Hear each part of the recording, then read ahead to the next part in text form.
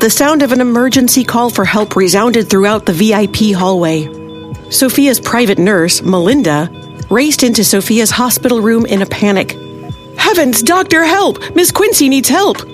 Melinda shouted into the hallway from the doorway of Sofia's room. "Someone pulled out Miss Quincy's ventilator! Come quick!" Zoey had been waiting for the elevator to leave when she heard the emergency alarm go off. She turned her head abruptly and looked at the nurse standing in the doorway of Sofia's room. The nurse was also staring at Zoey.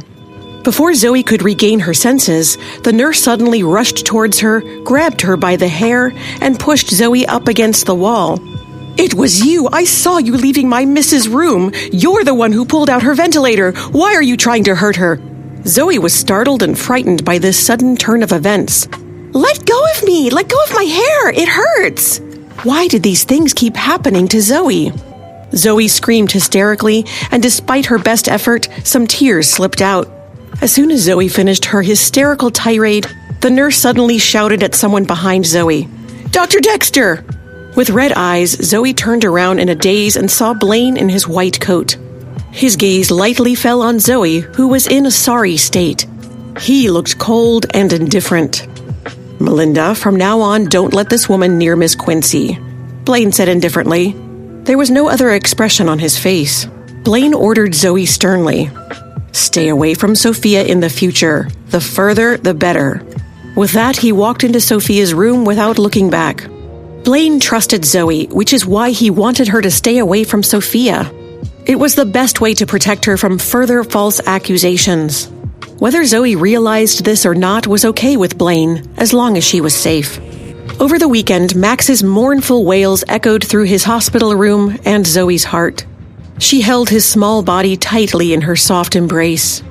"It hurts, Mommy, it hurts so much. Mommy, make it stop!" Max was screaming at the top of his lungs. His mournful wails were like hundreds of knives stabbing at Zoey's heart. Even though it would hurt many people, Zoey would do what she had to do to save her child. So as she clutched her screaming son, Zoey steeled her heart and made a decision. Blaine buzzed Zoey into his building. "You have something to talk to me about?" Blaine asked. Zoey licked her lips nervously, her mouth suddenly bone dry. She mustered the courage to speak with difficulty. Let me be your mistress." Zoey's words made Blaine's eyes narrow, and he immediately stared at Zoey as if he was looking at a monster. Blaine's dark eyes seemed to darken the longer she remained silent. "A mistress?"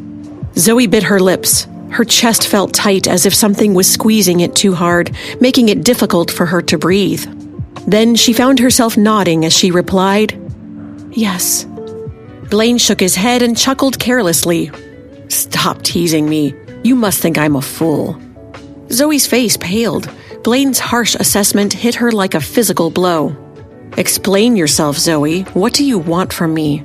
Zoey stared at him for a long time. Finally, she whispered, "Money."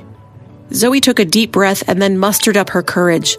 She repeated herself, louder this time. "I want money." Zoey clearly saw Blaine's eyebrows jump at her words. "Say that again," Blaine ordered through gritted teeth as he looked down at Zoey. Blaine seemed like a ferocious beast about to attack, and Zoey suppressed a shiver. Zoey bit her lips in silence. Blaine's voice suddenly rose a few decibels. Blaine asked Zoey harshly, "Where's Matthew?" "At the hospital." Zoey knew why Blaine was asking this, but she could only try to change the subject. Blaine glared at her fiercely, his voice rising. "Call him." Blaine took his cell phone out of his pocket and dropped it at Zoey's feet. "Call him." Zoey had never seen Blaine this angry before. She knew if Matthew were here right now, Blaine wouldn't hesitate to punch him. With a pale face, Zoey refused to move. "We're divorced." "It's been a long time." Zoey licked her lips and added, "It's been many years." Blaine didn't know what to think when he heard Zoey's words. "How much?" he asked Zoey. Zoey blinked, stunned.